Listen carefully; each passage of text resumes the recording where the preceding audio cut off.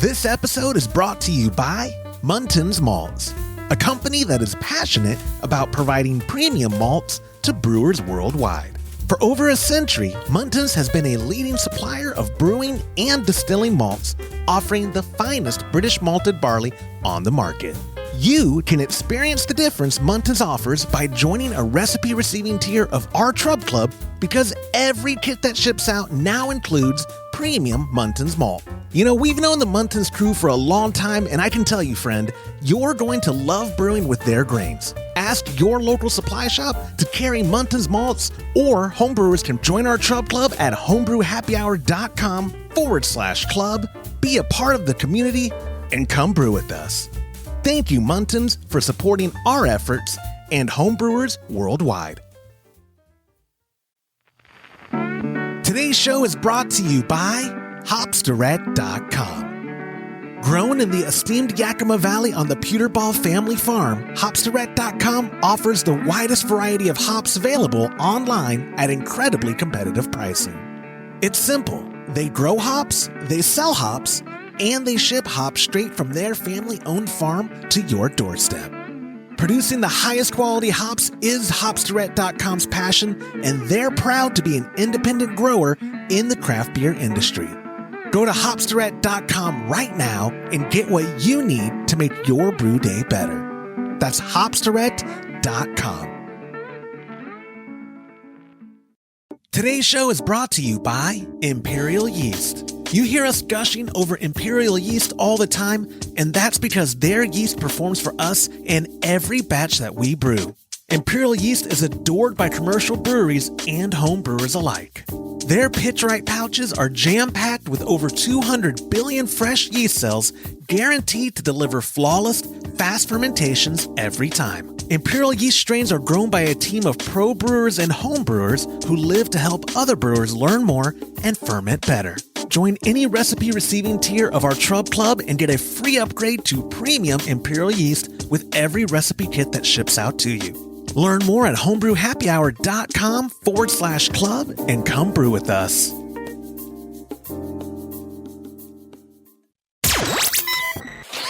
Entertaining shows with content that spreads information and sparks discourse throughout the community. This is the Pearl Media Network. Gas side hose maintenance, sanitizing bottles and then storing them, and a handful of other general sanitation questions. This is Homebrew Happy Hour, episode 408.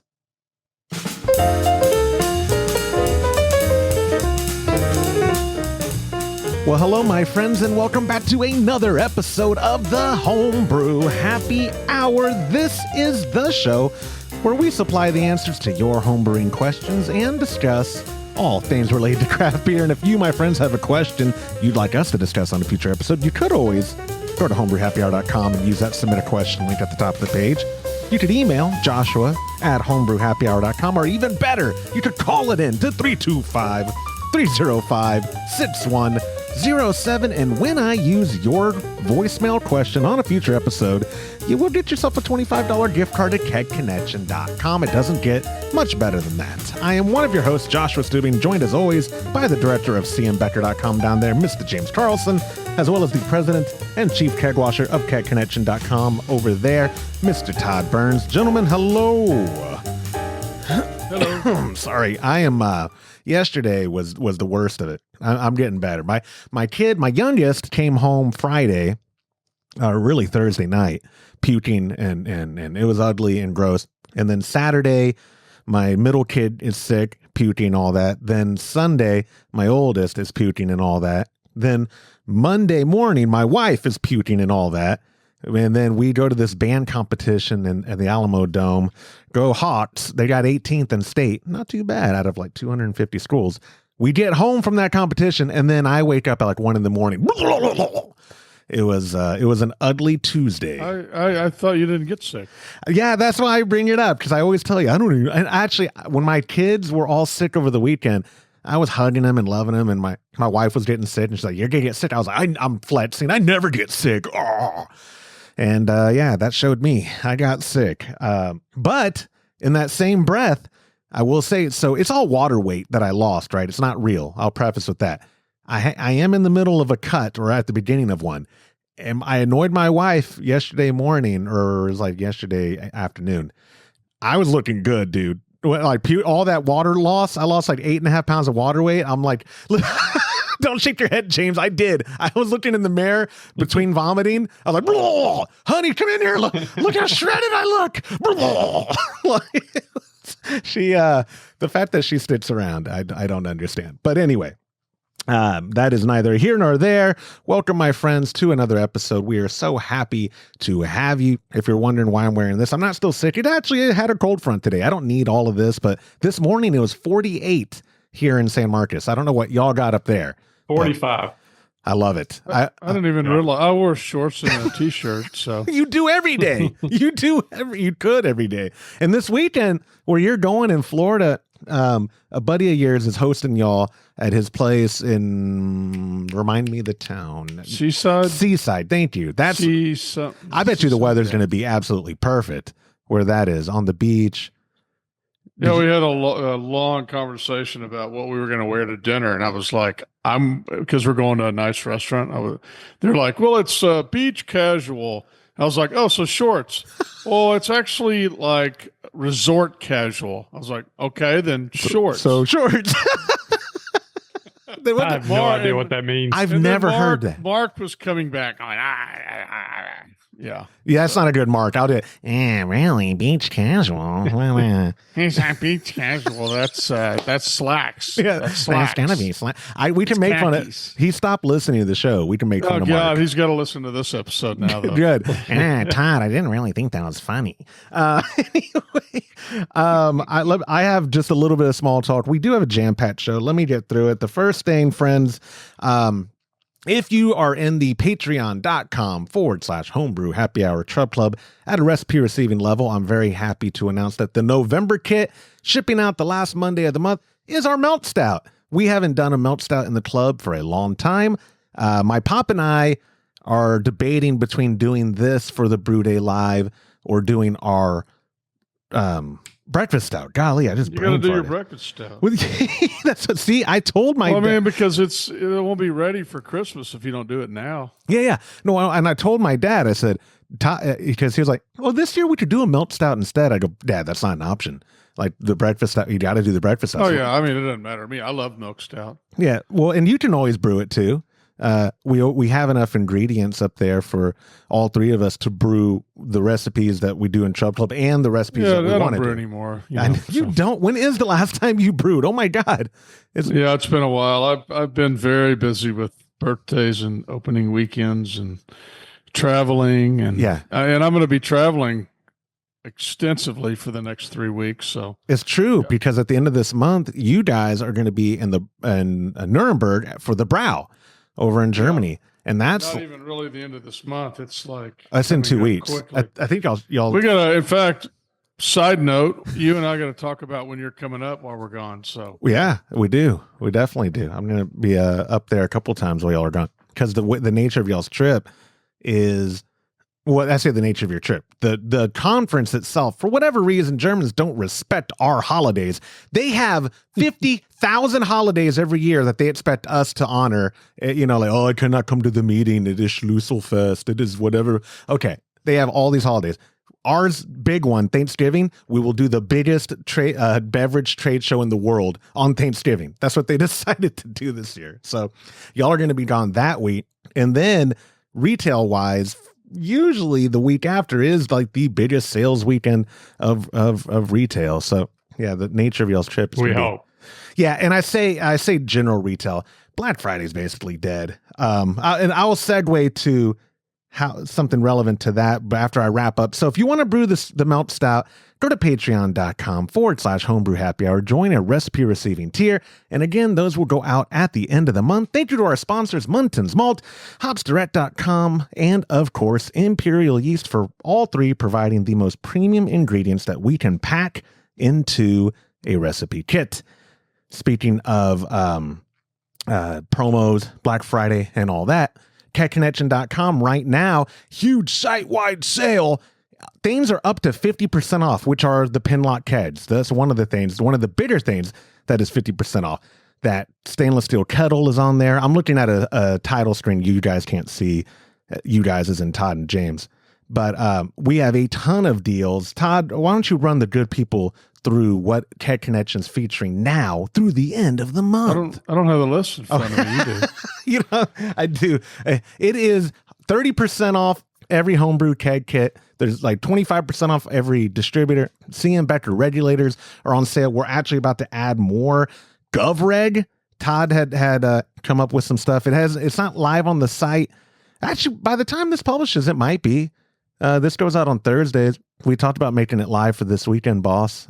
Yeah, we could. Yeah, whatever you think. So yeah. There's a ton of stuff that if you just go to kegconnection.com, click on November sale, you guys will see what we're talking about. It is huge. We're doing it now. The idea being, well, again, like Black Friday's dead. Like not like in regard, like businesses have been pushing it forward and more forward and more forward. And so we jumped on that too and said, you know what, we'll just do November deals and offer that for the good people at home. The one thing that I am excited about is the kegs. If you look at online, homebrew kegs have either been astronomically priced or not available. There's not a ton of options. Well, another thing too is not only are they on that great sale price, but they're shipping for our flat rate shipping. So, I mean, I've seen sites that have inexpensive kegs, but then you got to ship, and it's a substantial amount. And the reason it's a substantial amount is we actually pay a substantial amount. So it probably costs us, if it's one keg, it's more, but if you buy 2 or 4 kegs, it's probably at least $10 a keg to ship. I don't think a lot of people realize that.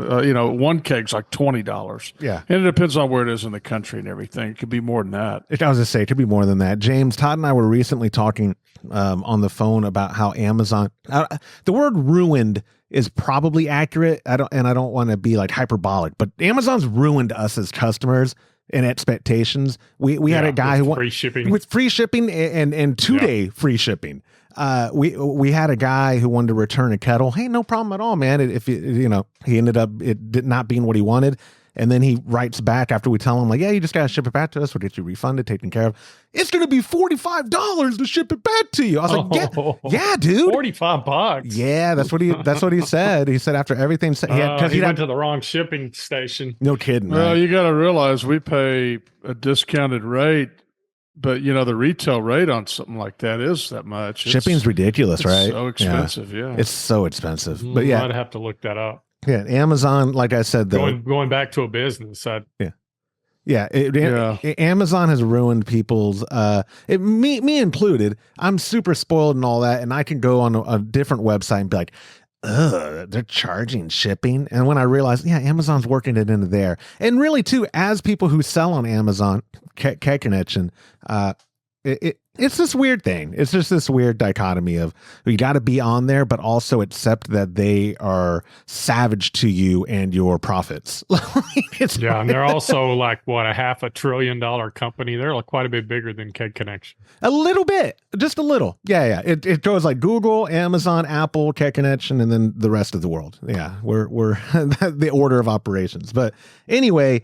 Where am I on the small talk? Yeah, okay. I got the Black Friday or Black November deals, Trub Club. I do believe that's all the small talk I have. So with that being said, before we get to the questions, it's time for listener feedback. We have a voicemail listener feedback. It's our buddy Kyle from Virginia. Hey, this is Kyle from Virginia calling with some listener feedback times 3. So I think that's 3 Todd monies if you actually play this. First one, best practices for grain mill maintenance.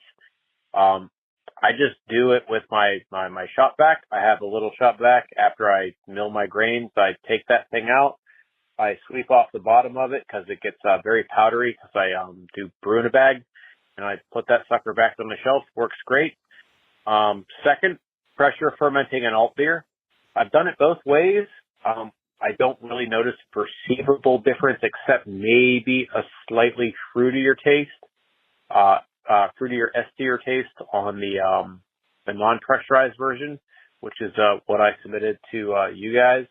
I prefer it, but again, it's one data point. Don't know if it's worth taking to the bank, but either way, very drinkable. My guests really like it. They don't know what the heck alt beer tastes like, but frankly, neither do I, because I can't find it in the States.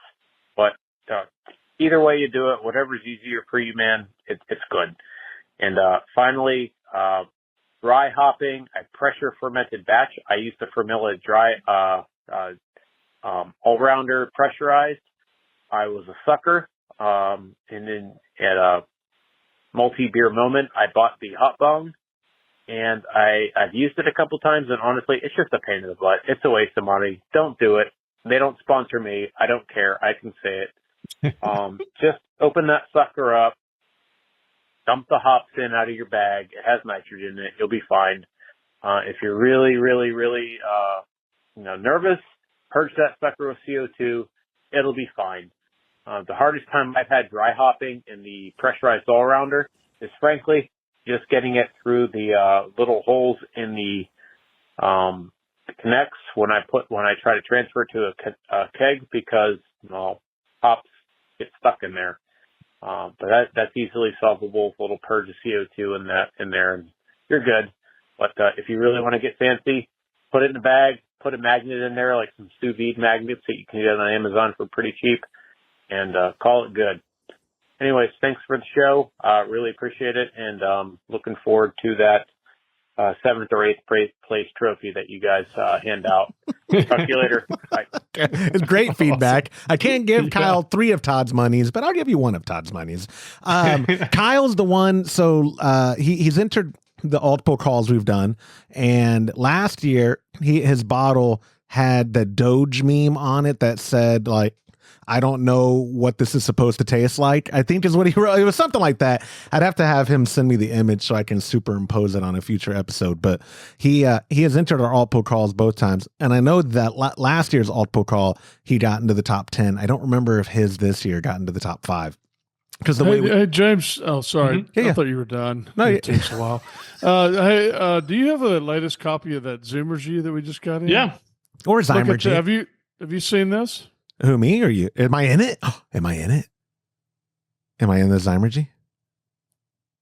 Oh yeah, our buddy Fred, blind brew guy. Yeah, I told you that. Cool. On the cover. Mug right there. That is, yeah. That is super. So happy for him. That is a great article too. That is super cool. He had told me about it, I don't know, last month, before we went to GABF for sure. Last time I talked to him. Yeah, our buddy Fred. If y'all are a member of the AHA already, make sure you check out this. It's not bi-monthly. I forget what you call it. They ship them out every 2 months. So that must be the November-December copy, correct? It is. All right. Yep. Check out the November-December copy. You can do it digitally if you don't get the print, or just go join the AHA. I think it's pretty cheap every year. But that if you can get a copy of Zymergy, you can have access to our 2020 through, we did a talk 2020 and then 2023. You can see those. You can also see those at our YouTube as well, to be fair. But either way, congrats, Fred, on that. For Kyle's feedback, yeah, the hop bong, other people had written me afterwards and go, look, it's cool, but it's not necessary to spend the money. You could put your money towards something else, which, to be fair, we could say that about a lot of things, right? It depends on what we're prioritizing. I don't dry hop enough to ever justify a hop bong. I don't. And then a lot of people told me, oh, you really need a hop spider, though, for that G40. My dad and I have never used one. We've never had an issue. Never had a... Yeah, I dry hop quite a bit. I've never had an issue. Right? So, I mean, whatever works for you and whatnot. But I will say again, as I've said many a times, in 2024, best time ever to be alive. As a home brewer, don't shake your head. I'm just saying we have the technology to do what we want. Kyle, thank you so much for leaving the voicemail.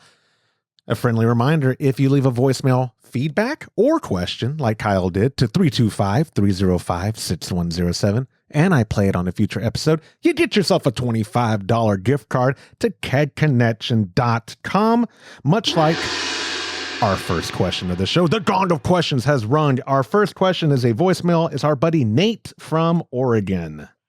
Hey guys, it's Nate from Oregon. I had a question about gas lines. I noticed I had a small leak on the barb of my regulator leading into one of my kegs. So I ended up cutting the gas line and moving the new cut piece further up the barb to get the connection tight again. And I've just been using little hose clamps, metal ones that you tighten with a screwdriver. Got me thinking, is hose for the gas line something that should be replaced every so often? Is it just need to be trimmed and adjusted as you notice problems? Curious to see what you guys think about it. Doing a great job as always, and hope to hear from you. Thanks. Bye. Nate, thank you for the question. James, no offense, I'm going to throw it to Todd first. Definitely a Todd question. It's a Todd question.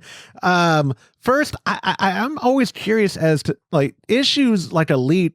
Do they just happen? Like a hose leak? Is it just something of? I mean, I don't. He said he had a leak at his barb, but I don't. If he moved the hose up, it obviously wasn't leaking. The barb itself wasn't leaking, so it might have been a hole in the hose, or the clamp may just not have been tight enough. I don't know.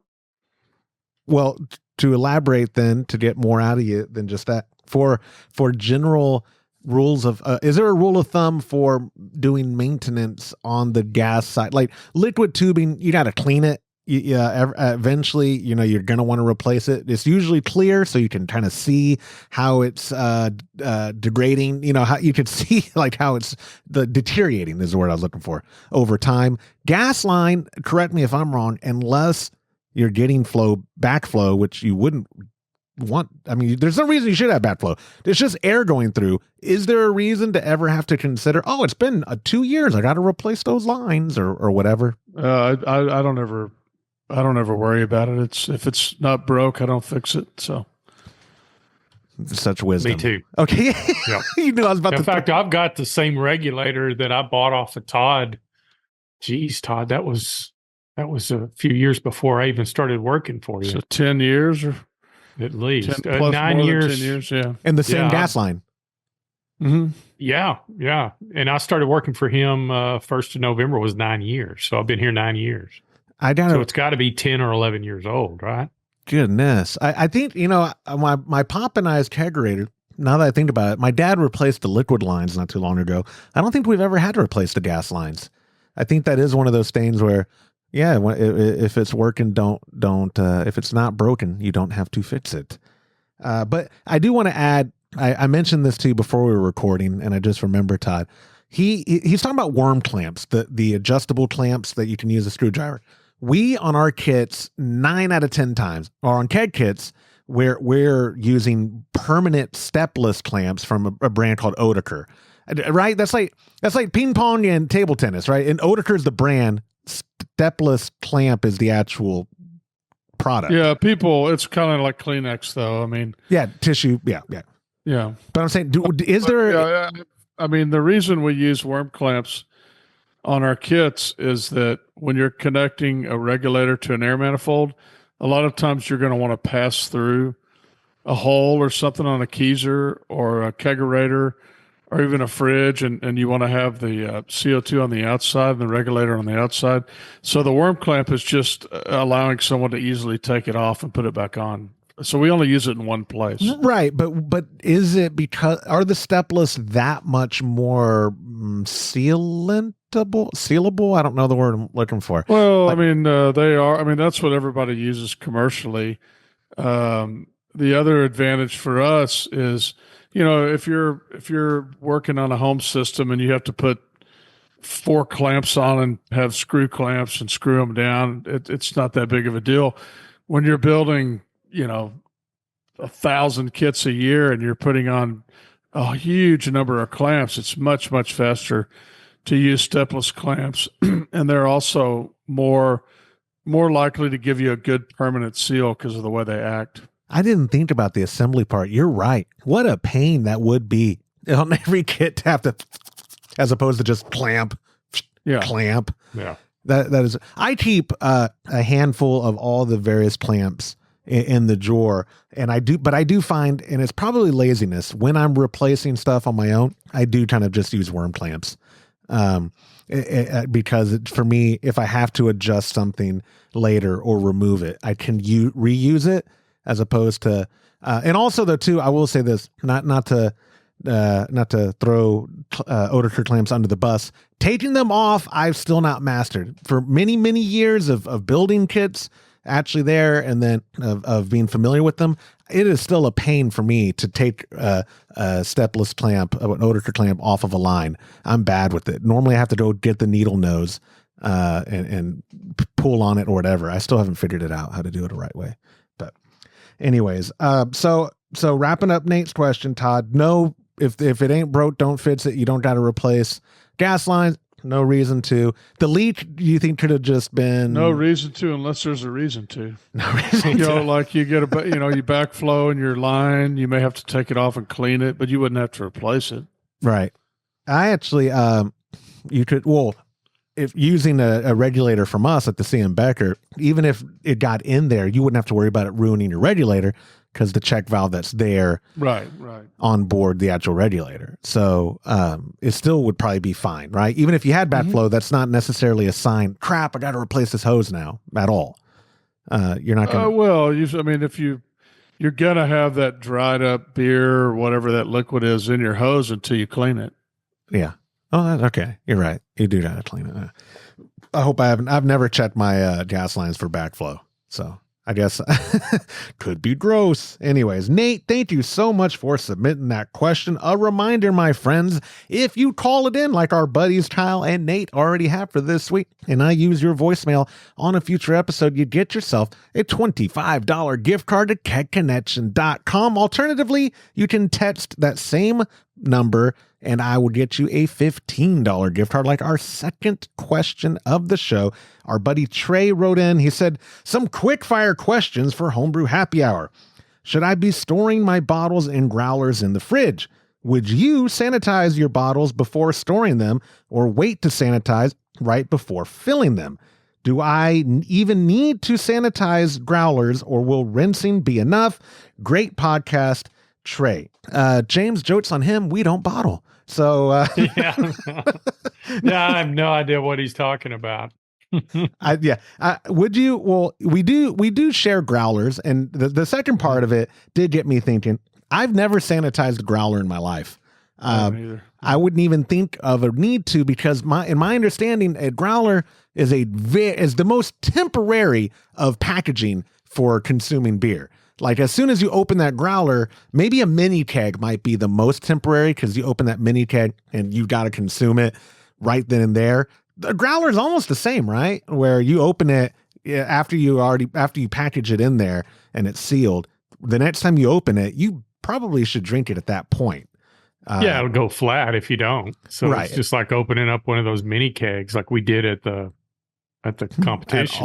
Yeah, but we drank it all. We drink right, it all. But and it was good. But if you don't, then you're going to end up with flat beer, and that's the same thing. Doesn't matter if you put the lid on it. You've got dead airspace above the beer that the CO2 can leave. But I always do. I mean, I'm an idiot like that, but I don't see a reason to do it. Just like it needs to be cleaned. I don't know if necessarily we used to have a product called growler cleaning tabs, which you can use sand brew clean and a little shake and rinse, and I think you're good to go, right, Todd? Yeah. Oh yeah. Now for the bottling, again, we don't do it, but we can answer this in a hypothetical, conceptualized thought exercise. You have bottled, and my dad and I have bottled from a keg, and I'll tell you the process.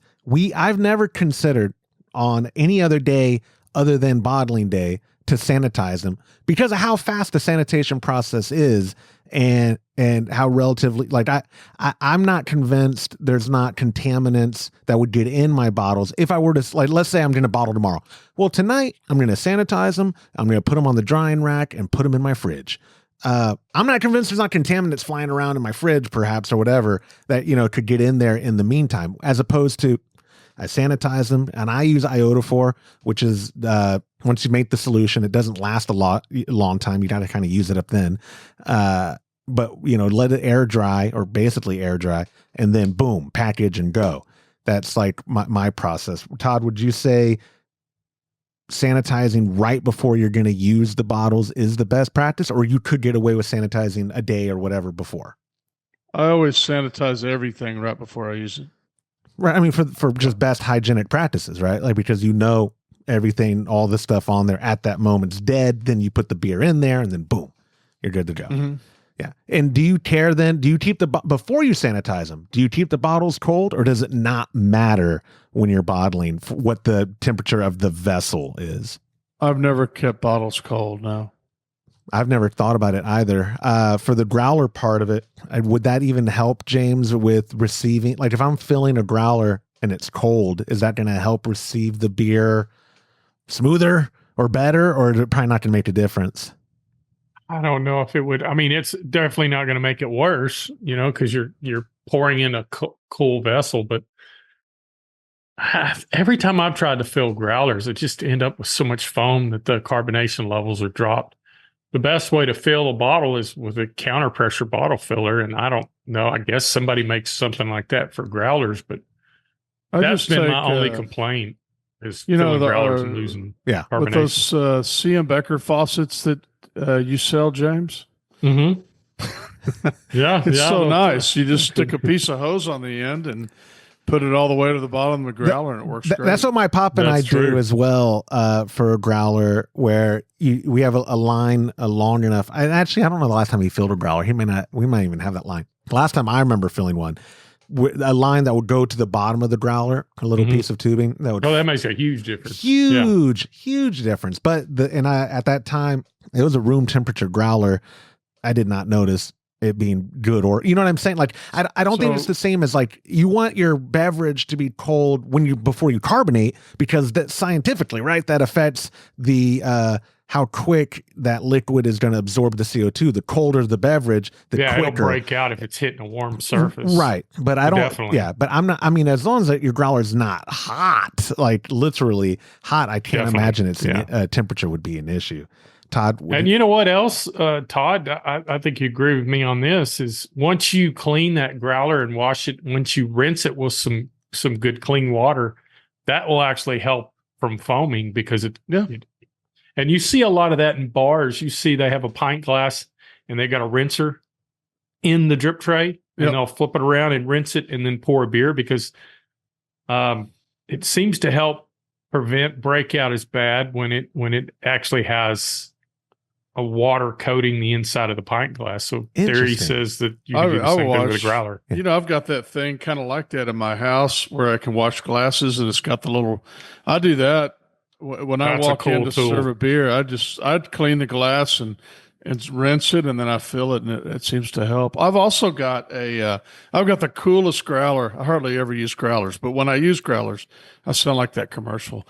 I don't always drink beer, but when I drink beer, so I don't always use growlers, but when I use a growler, I've got this one that's got a cap on it that screws down tight and seals, and it's got a Schrader valve on it.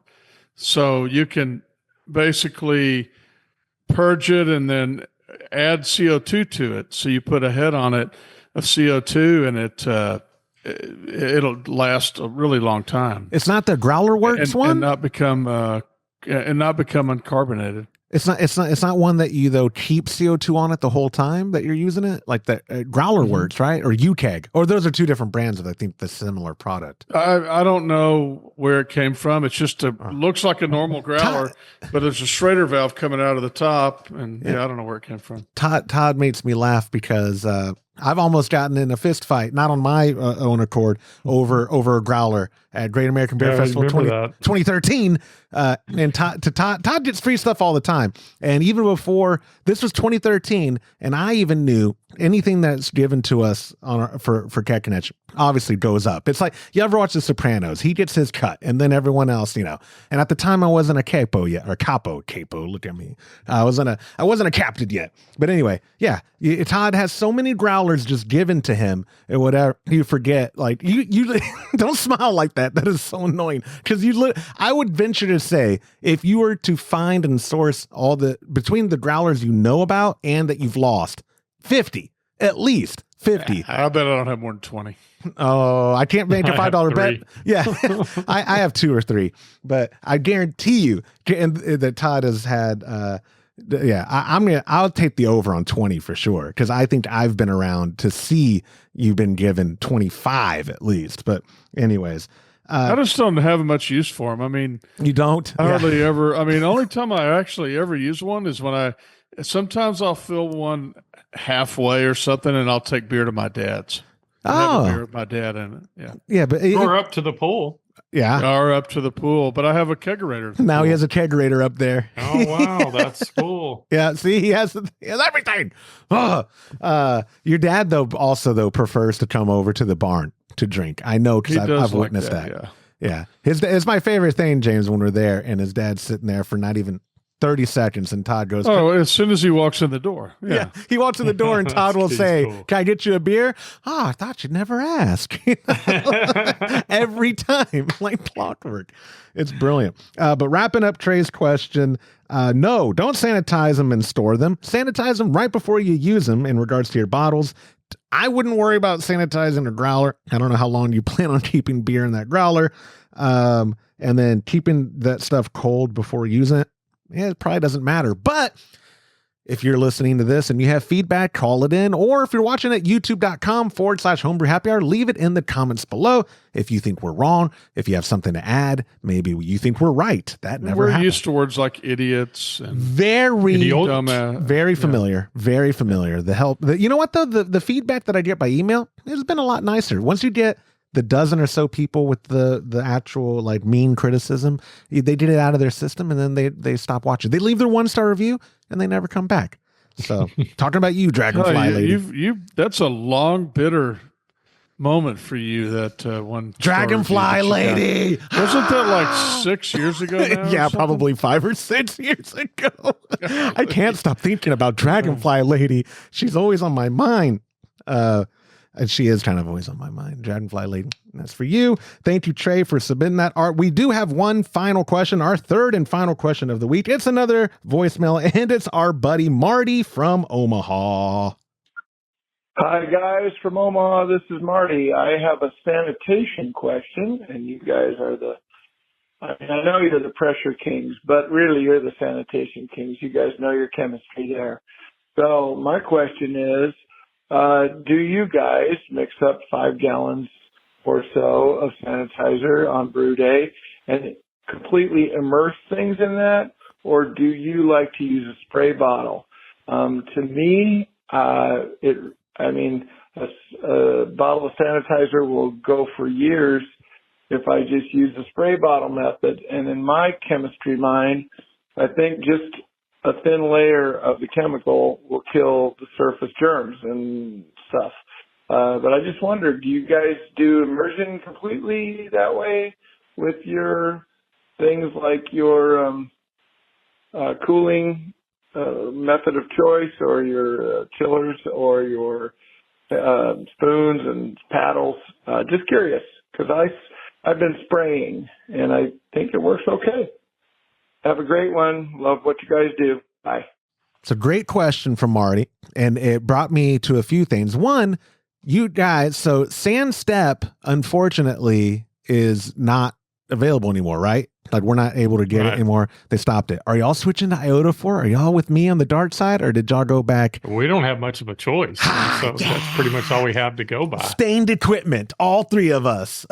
I had a little Sand Step left. I found some outside. I still have some left. So, but it's not going to last long because I'm going to brew another batch of beer Friday. And I'm probably going to run out of it. But yeah, I immerse I'll tell you what I do. I do the whole fermenter, fill it up. I'll put about 4 ounces of Sand Step in it, close it off, and just let it set while I'm doing everything else.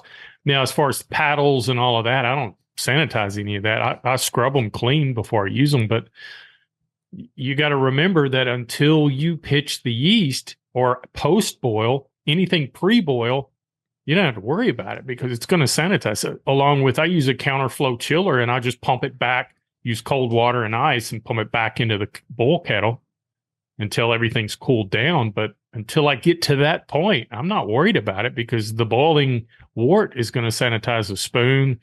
The last 15 minutes when I add my clarifier, I'll run the pump through the counterflow chiller and it'll sanitize that as well. Now, you want to make sure that's clean. Get it good and rinsed out after you use it. Don't wait until you need to use it to clean it out because it'll be hard to get anything out of the inside. And keep in mind, with a counterflow chiller, you can't scrub the inside of it. All you can do is clean it and rinse it. So that's what I do. And then anything up until after the boil, then that becomes a big issue because that's where the bugs form. I was going to say, the two things you mentioned were the two things I thought I couldn't imagine doing just spray. That would be the fermentation vessel. And then you didn't really mention this, but it was in my head. And then kegging. I do full on 5-gallon batch in a keg and to sanitize it. Todd, in your opinion, I've never thought of it until Marty's question, funny enough. Could I get away with, instead of full on immersion, just making on the keg and letting it slide down, sit, dump whatever little residuals in there, and it's sanitized? I don't actually know what is most effective. This is a question like, Rick, I guess we could get on the show. Jonathan Etley, I don't think even works for National Chemicals anymore. I don't know any of the chemical guys, so I have to ask you. I don't know.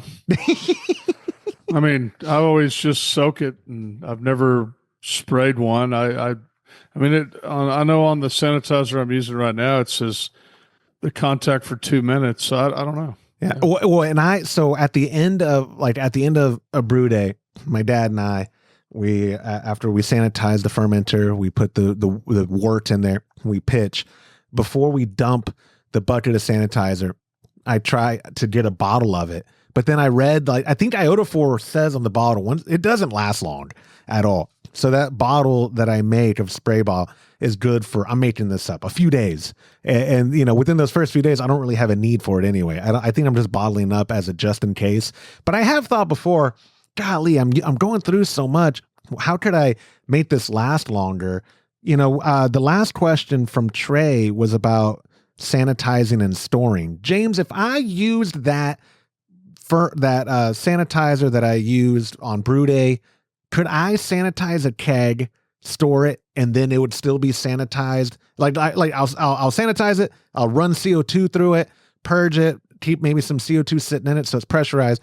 Would you trust that for when it's time to actually keg to be sanitized, or would you still do? Yeah, well, it's sanitized and sealed, and you've got it full of CO2. I don't see any reason why you can't do it. Me personally, I just like to do it the day that I'm kegging. Because sometimes you may not know, hey, is this one sanitized or is this one not sanitized? That's a good point. So you want to, for me, peace of mind, there's nothing worse than having to dump a keg of beer because of contamination or infection. And I just don't want to be that guy. I've been that guy and I hate it. I hate that guy. I've been that guy. I hate that guy. Todd, I know you store clean kegs, you store kegs with water. That's what you do. You don't store clean kegs. You store brewing water for future brew days in clean kegs. So I put my RO water in there because that way I can, when I get ready to brew, I don't have to sit there and wait for the RO to make enough water. I just keep it in 5-gallon kegs and I pour it in there. And those are clean kegs, but they're not sanitized before the RO goes in it. No, it doesn't matter. And you also, you're going to boil the crap out of it, so it doesn't matter. I was going to say, that's what I was going to bring it back to, like James said, to reiterate, everything pre-boil is less of a red flag. Like the stuff you talked about, I do clean our paddle and our spoon, but when the boil starts happening, I'm not clean. Like if I use that to stir during the mash or whatever, I'll try to wipe off stuff so that I'm not getting it in the boil part because I don't want grains and particulates in there. But that boiling wort is re-sanitizing that spoon the moment it goes in there. Mm-hmm. And like James said, the last 15, when we use when we used immersion chillers, that every brewing instruction kit will tell you, hey, 15 left, put in your immersion chiller. That's going to sanitize it for you, before you start using it to cool down and all that. For the Grainfather, we use a counterflow, and it says to let it get, it doesn't actually, my dad and I, every Brew Day Live kind of argue about this because we forget where to let it cool down before running it through. Because it does say, do not run boiling wort through your pump. But it doesn't say what to let it get down to. And so we always argue. I'm like, Dad, I think it's like 209. I think it's like 208, 205. He's like, no, it's 200 or less. Okay, whatever, Pop. We'll do it at 200.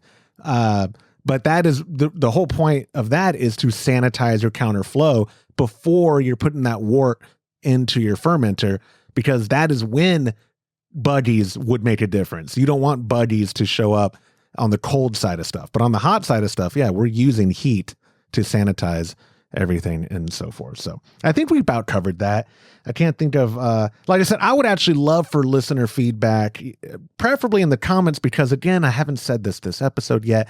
Smash that like button, subscribe to the channel, but more importantly, leave a comment. It really helps the algorithm. And if y'all think making just a little batch of sanitizer in a spray bottle and spraying your stuff contact, like a thin layer, like what Marty is proposing, if you think that'd be effective, let me know. I'm not willing to risk a batch for it, but I'd love to hear y'all's thoughts at home, because I'm with James. It's like peace of mind. I just dump everything in there. I'm not anti-environment, but I'll waste some water if I don't have bad beer. I'm only sort of joking. Well, the other thing, I sanitize the fermenter. It holds 15 gallons, and then I use that to sanitize everything else. I mean, I do waste a lot of sanitizer. But, I also don't pay for it. I steal it from myself. Oh, wait a minute. Maybe I do pay for it. You do pay for it. What a coincidence. I do too. Well, and you guys actually do make up to full batch for the fermenter. I will say this. We have a 15-gallon, that Firmzilla, but I only do a 5-gallon batch, and then I get my workout. I'm, sloshing it like that, holding it, just because I'm cheap. I don't want to use so much if I can avoid it. Not the sanitizer, because I also steal sanitizer. I mean my water bill. My water bill, our rates went up last year or so, and they established in San Marcos, they established your minimum use rate based off of November, December, and January's usage. And so if I can keep my water usage down those 3 months, the following year, my water bill is so much cheaper. So I just make as little as I can. And actually, you know what, Pop? We should brew at your house November, December, and January. Save even more money. We go through a lot of water, and I try to recapture it when we're chilling. We go through a lot. It is a good chunk of water. So I just looked it up, because I've looked it up before and I couldn't remember. It's what do you think the average water use per household is a day? Gallons? I'd say 100 gallons. Yeah. I was just say about 20, 150 maybe. Yeah, this is 300. But Whoa! There's also a mix. The average family uses more than 300 gallons a day. Yeah, it's on several sites. Yeah. Maybe in the summer my house does. Right now, the school year, I cannot fathom that our house uses that many. But you're right. What is a bathtub? I mean, one of my kids will take a bath, or how many gallons do we use in a shower on the average? Yeah, shower? in the toilet. And Yeah. I mean, I don't pay for my water at all. So, I mean, I do pay for it because I got to fix my well and maintain my well. Wait a minute. You've been out a small fortune in the last year or so. From Yeah, that but well. I don't pay per gallon. I just pay whenever the well wears out. So Yeah, I definitely pay for my water. I can't steal that from you. I definitely pay for my water. Oh yeah, I would argue I have the most expensive water. I've told you before, dude. You live in the middle of nowhere. They screwed you. They screw you guys that live on electricity and water. It is absurd what James pays for on electric rates. I added up one bill, and I want to say it was like 4 cents a gallon is what I pay. But it's an independent water company that buys from the city and then sells it back to us. Right. Ugh. My cost with all the repairs I've done on my well, my cost is $30 a month.